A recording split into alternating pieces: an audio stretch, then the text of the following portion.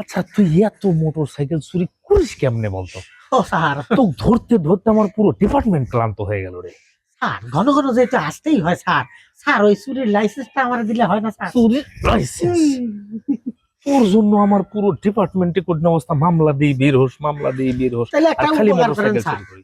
একটা উপকার করেন কি স্যার। আবার কহ? এবার যে মামলাটা দেবেন এটা যাতে একটু সহজ মামলা দেন, যাতে কালকেই বের হয়ে আসতে পারি স্যার। সহজ? এইবার যে মামলাটা দেব না, এইটা তুই 2 বছরে বের হতে পারবি না। তাহলে তো আমার চেয়ে বেশি ক্ষতি দেশ ও জাতির হবে স্যার। কি ক্ষতি কি? কারণ হচ্ছে স্যার, আমি যতদিন জেলখানার ভিতরে থাকবো হুম।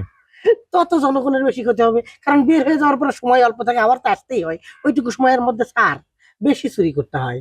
চুরি বেশি কেন করিস? কারণ আমি জেলখানায় বেশি দিন ভিতরে থাকলেই বাইরে আমার বউ কিস্তি তোলে, এরপরে মানুষের কাছ থেকে ধার নেয়, এরপরে চুরি আমার বিভিন্ন ভাবে অনেকগুলো টাকা ঋণ করে ফেলে। ওইটা শোধ করার জন্য অল্প সময়ে স্যার বেশি চুরি করতে হয় স্যার। তখন আর ওই একটা দুটা হুন্ডা চুরি করা হয় না, 10টা চুরি করতে হয় তার স্যার। মানে চুরিটা তোর বইয়ের কারণেই কম বেশি হয়, হ্যাঁ স্যার, এই তো ঘটনা। হ্যাঁ হ্যাঁ হ্যাঁ। আচ্ছা ঠিক আছে, তোকে ছেড়ে দিলাম, যা।